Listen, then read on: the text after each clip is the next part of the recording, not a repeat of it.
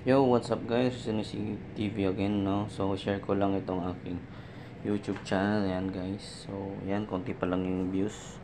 Pero kung titignan nyo dito sa may analytics ko guys, ayan. So, estimated revenue, mababa pa. Ito yung real time ko guys na views within 24 hours. 48 hours pala. Yan, sa 48 hours, ito naman within 1 minute. Ay, 1 hour, ayan. Ito. So, kung titignan nyo guys, no, meron akong naging viral video dito na within 1 hour nakaka 4.8k views. So, yan. So, i-refresh natin guys kung ilan yung madadagdag.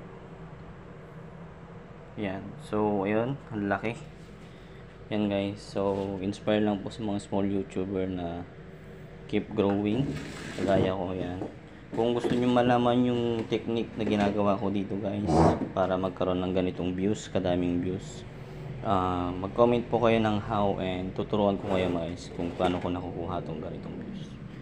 So yan, and then refresh ko ulit guys. Yun, o diba nasa 100 plus. Yan. So Renis TV, please like, share and subscribe. Signing out. Peace.